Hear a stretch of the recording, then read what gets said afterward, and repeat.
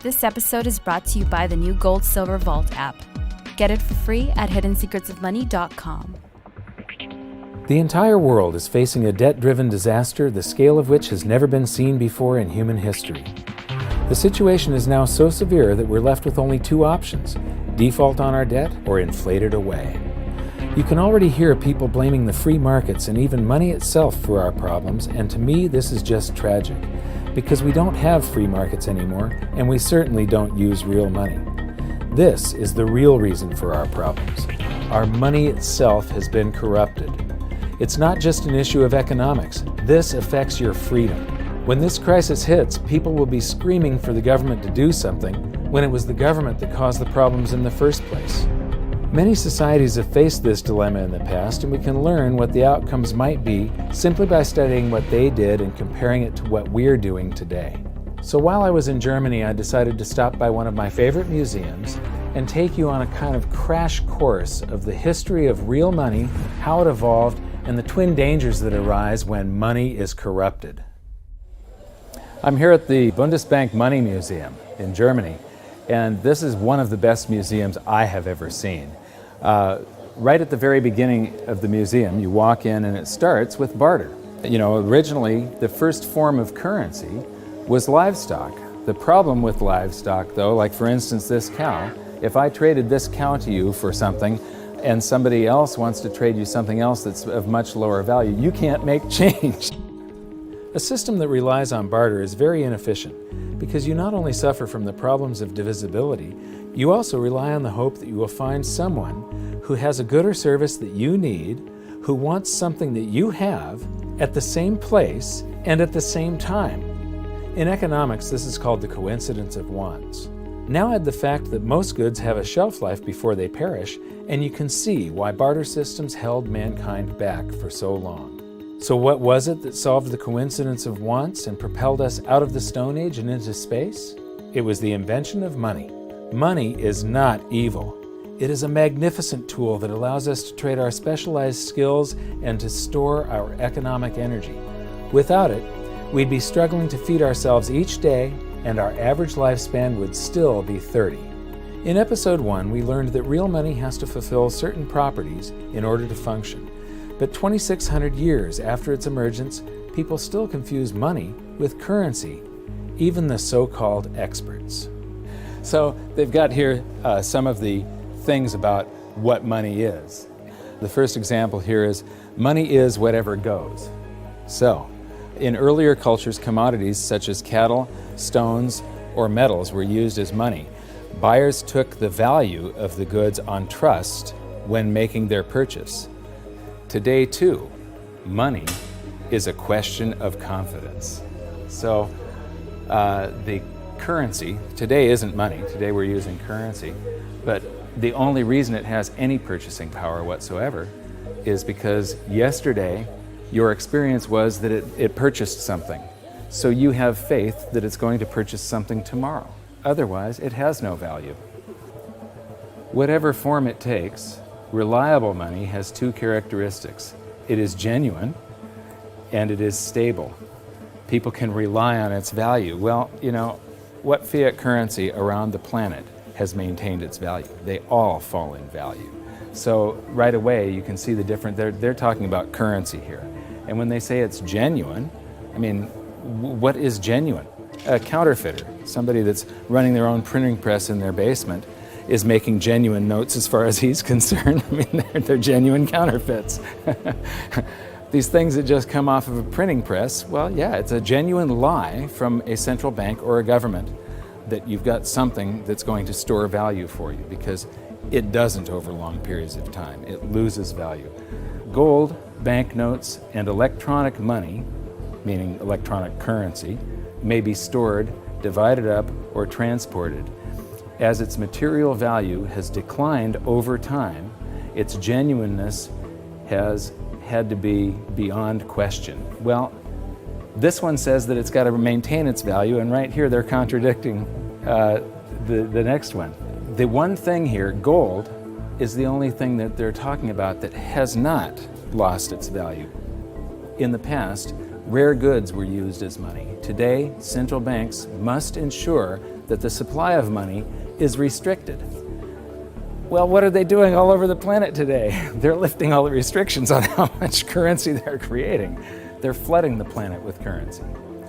The next display shows the usual museum pieces that are described as commodity money: cowrie shells, representative axes, cocoa beans, and the like. While these work better than barter, none of them were actually money because they all had a weakness: one or more properties of money that they couldn't fulfill. Therefore, they are commodity currencies, not money. Some of these were widely used right up until the beginning of the 20th century, and there's some stuff here that I haven't seen before. Here's something very interesting. This brick of tea, its value is in the intrinsic, it's in the commodity that you're using, it's the tea.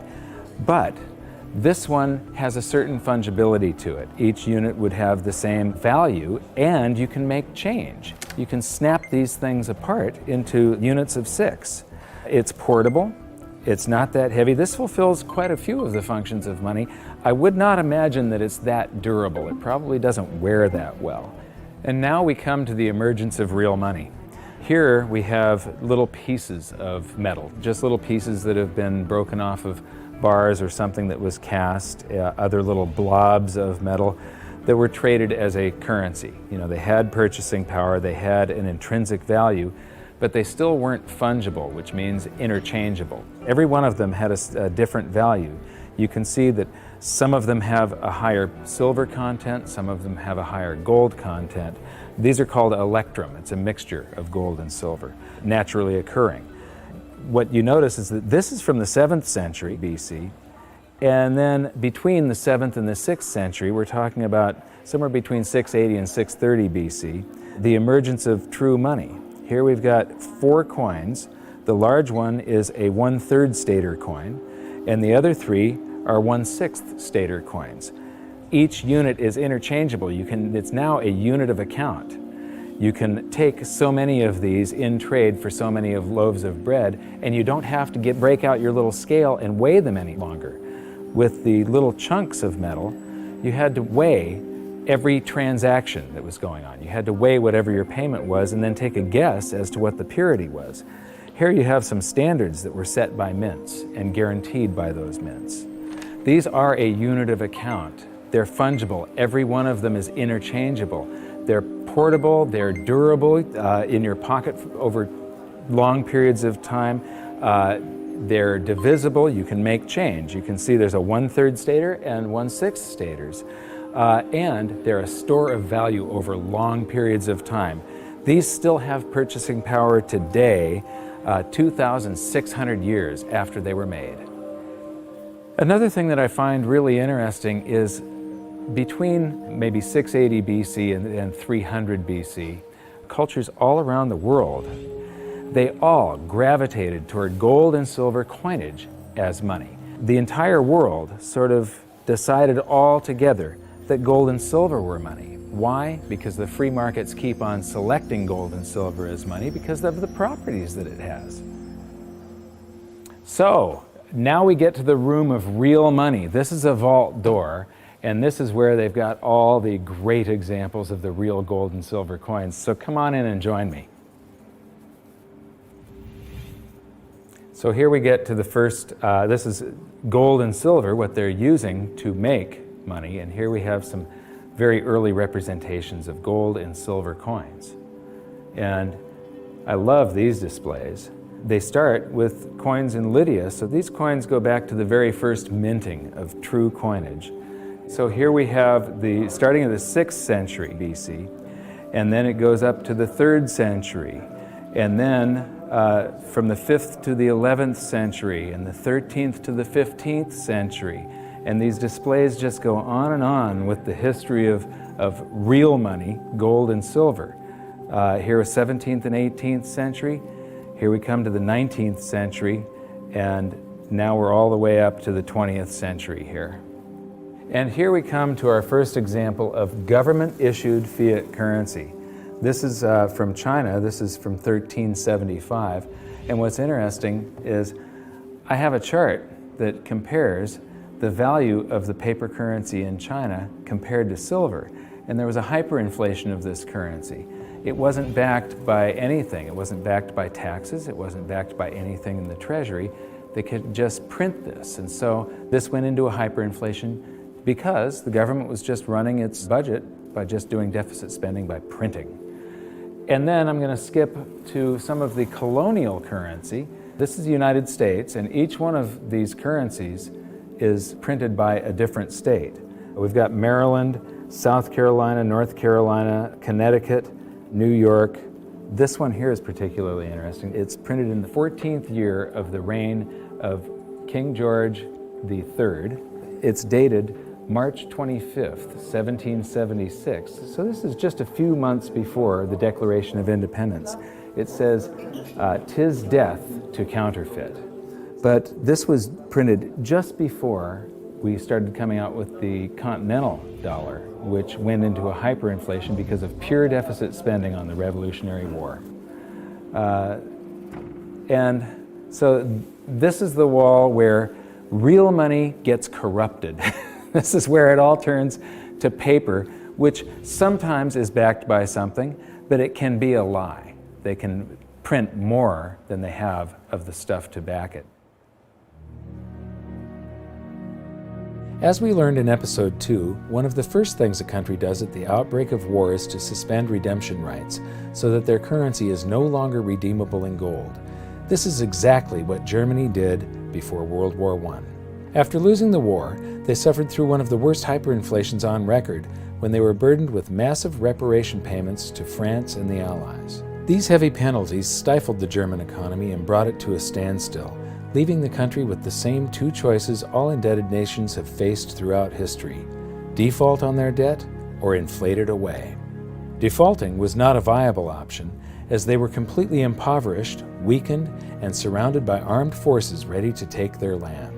Since their currency was no longer tied to gold, it was decided to light up the printing presses and inflate their way out, paying the debts with new currency created out of thin air.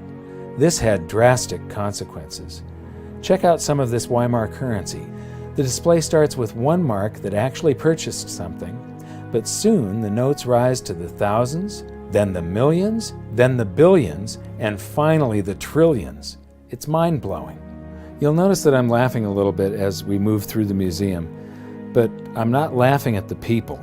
I'm laughing at the stupidity of central banks and of governments and how we never seem to learn from history. Okay, this is an example of different currencies used during the hyperinflation, and they call some of it inflation money and emergency money. This is interesting. They figured the way out of hyperinflation was to print more. So in 1923, the value of money fell by 50% or more per day. So that means prices are doubling every day if it's falling by 50%. Nearly everyone spent their money as quickly as possible on bread, shares, and other safe assets. Well, I don't consider shares safe assets. Actually, the stock market did not keep up with the inflation. However, this rapid circulation only served to stoke inflation even further. That's the function of velocity of money. It's just when velocity picks up, it's just like expanding the quantity. It's got the same effect. At the end, even 144 printing companies working for the Reichsbank could not keep up with the demand for banknotes. Emergency money issued by cities, local authorities, as well as banks and other enterprises started being circulated. So everybody was issuing currency to add to the currency that the government was printing like crazy. Although banknotes with face values of trillions of marks were issued, the vast demand for money, that's not correct, the vast demand for currency led to a paper shortage. Printers used anything that could be found, including wool, wood, and silk. So here's some example of wood, wool, and silk currencies over here. So this is a great example of how even here, in a museum of what they call money, this is the Bundesbank, one of the world's great central banks, if you can call any central bank great. They don't understand the difference between money and currency. They're calling all of this money, and it has nothing to do with money. This is just a promise. It was a promise to pay money at one point, and then it was a broken promise. People will have faith in these government-created currencies, and it allows governments to basically rob their own people. The government erased the debts that they had left over from World War I by just hyperinflating the currency, and basically that transfers all the wealth of the middle class to the government. The government inflated away the debts, but they also inflated away the prosperity of their entire population.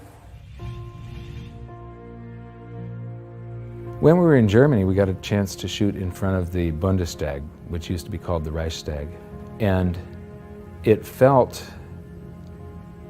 very, very significant in that out of monetary crisis, you very often see the political landscape change dramatically.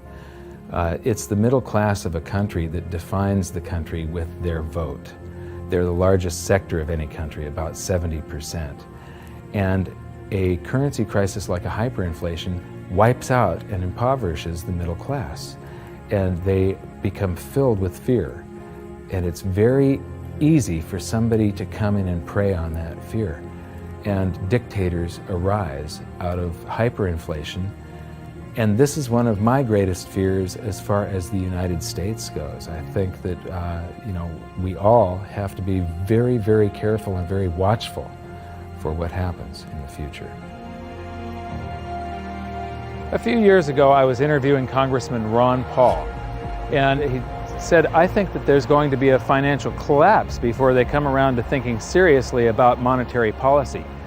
But the real thing we have to worry about is not the loss of our wealth. It's the rise of a dictator. It's the loss of our freedom. And what's interesting is the rise of Hitler. There were 2 times where he played on the public sphere. He could never have come to power had there not been a hyperinflation back in 1923. Just 1 week before the end of that hyperinflation, that's when Hitler made his first big public appearance. Playing to the public fear, Hitler and his stormtroopers took over a beer hall called the Bürgerbraukeller that seats around 3,000 people. And he took the stage by gunpoint, and to this literally captive audience, he gave the speech that would change the world. Because of the hyperinflation, the audience had been recently impoverished. Their wealth had been stolen by the government running the printing presses. And so they're all scared. He offers them a scapegoat and tells them he's got the way out. He became very popular after that, and the very next day, the people that were listening to him followed him in an attempt to overthrow the government. He was arrested, tried, and convicted of high treason and served time. While he was in jail, he was provided with a private secretary, Rudolf Hess, and he actually wrote about half of Mein Kampf while he was serving time. But once the economy started to recover, Hitler lost that leverage, that power. He could no longer play on the fear of the public once the economic situation had changed. By the middle of the Roaring '20s, he had become a joke. The Nazi Party had gone to less than 2% of the vote. Then along came the Great Depression, and Hitler seized this opportunity again. He was the first politician to actually campaign by aircraft, hitting multiple cities in a single day. And the Nazi Party went from 2% of the vote to the second largest party in Germany. So playing on the public sphere, Hitler was able to take away the rights of Germans. He was able to, all these guaranteed rights in the Weimar Constitution, private property rights, the right to assemble, public assembly, the right to privacy in the mail, the telephone system. He just took away all of their rights and seized power. So these are some of the things that we have to be concerned about and be very mindful of. Economic crisis very often leads to the rise of a dictator. Yeah, the fact that this was just 70 to 80 years ago, basically there are still people alive today that experienced this, but enough of them have died off to where the warnings fall on deaf ears. Berlin is a great example of another massive danger to individual freedom that economic crisis can bring, the swing from capitalism to collectivism. After World War II, the city was basically divided in half, the West being capitalist and the East communist. Germany was reunified in 1990, but even this short period of separation showed the vastly different levels of prosperity that the two systems achieved. So this is the famous checkpoint Charlie, and what's interesting is how quickly an economy can heal.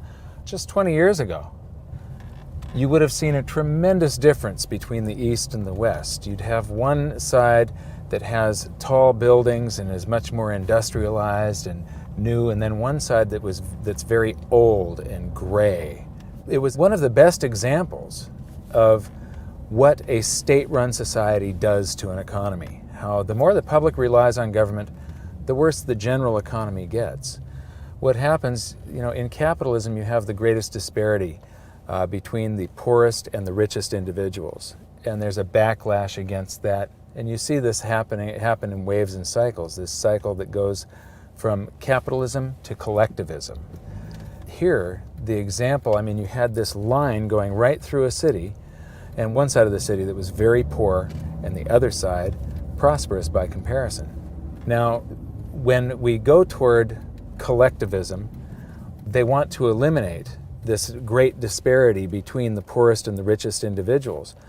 But what happens isn't that they raise the standard of living for the poor up here. They drag the whole economy down so that everybody ends up living down here, except for the people that are running the government. Collectivism is a danger because we've proven time and time again that it doesn't work.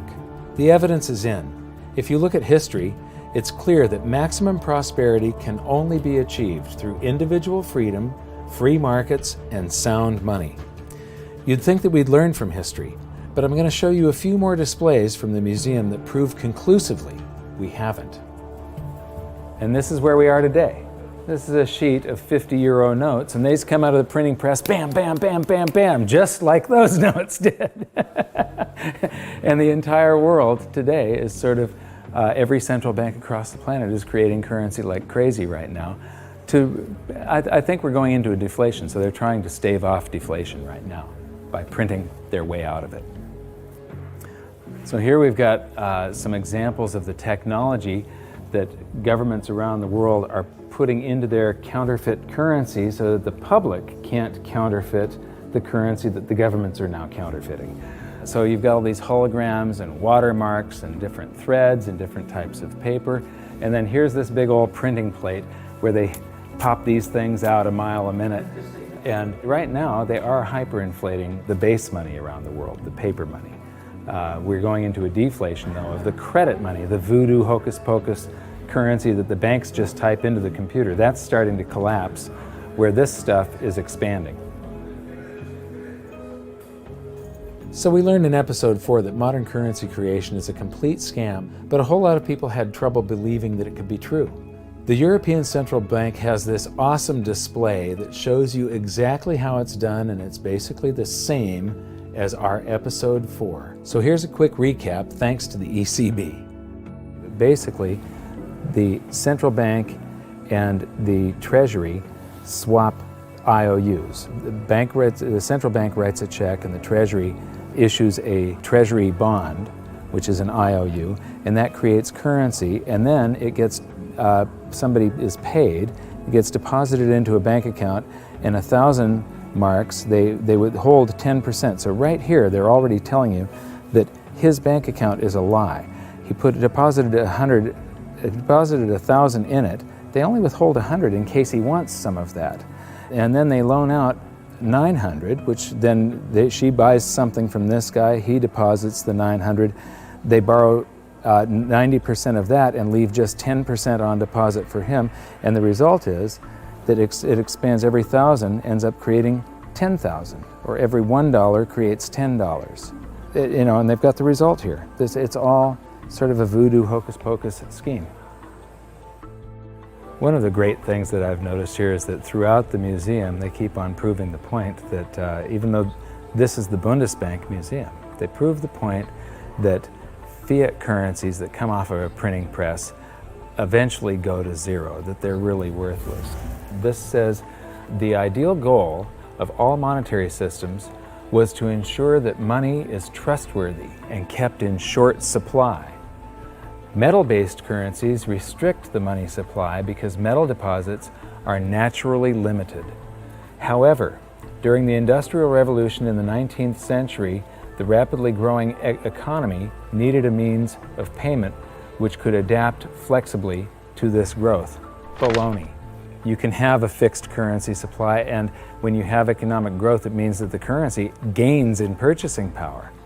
In the 20th century, uncovered currencies, meaning unbacked currencies, have been the norm. In principle, the money stock could grow unchecked. This is why central banks must ensure that the money stock is in line with economic growth. Yeah, right. So here we've got my buddy Milton.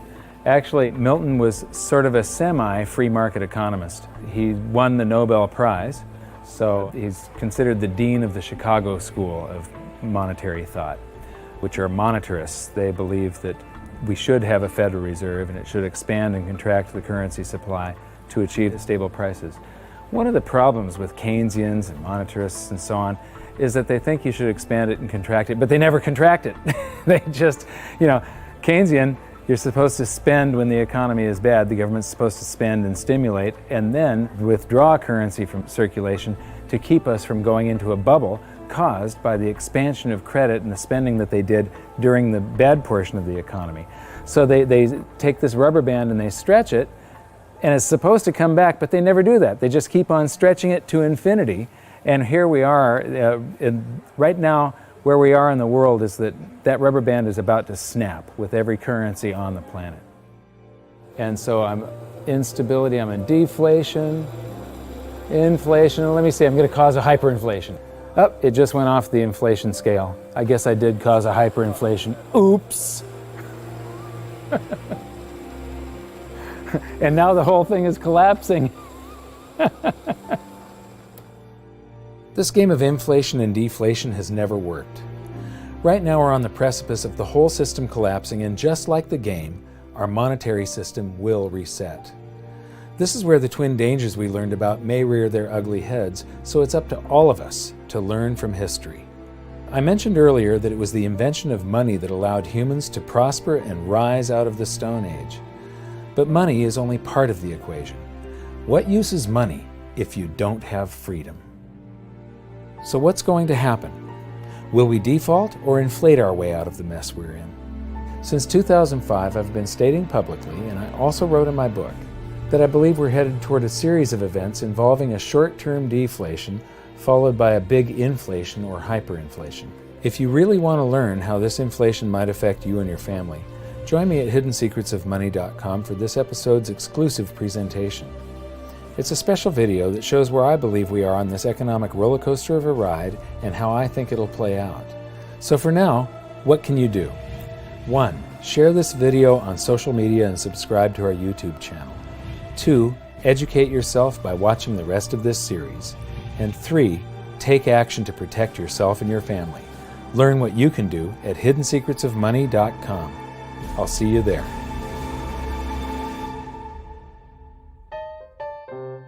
Should I buy $500,000 or $1 million? Let me see how much. This is not going to travel well in the suitcase, but it would be good to have €1 million, wouldn't it? Tough decision. So, okay, I'm going to buy €250,000. So here's €50 for your €250,000. And 7,95. yeah. And I get change back. This is about €8 to buy €250,000. 7,95, 8, 9, 10. Okay. 40 sind 50. Okay. And what's interesting is these are going to eventually be in here. And it won't be too long before these end up like this. Oh, and we get some chocolate gold coins. Dankeschön.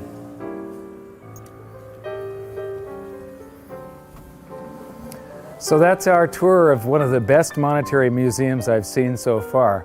But what amazes me is that they still just don't get it. This episode was brought to you by the new Gold Silver Vault app. Get the latest silver and gold prices, news, videos, and track your holdings using the virtual vault feature all in the palm of your hand. Get it for free at hiddensecretsofmoney.com.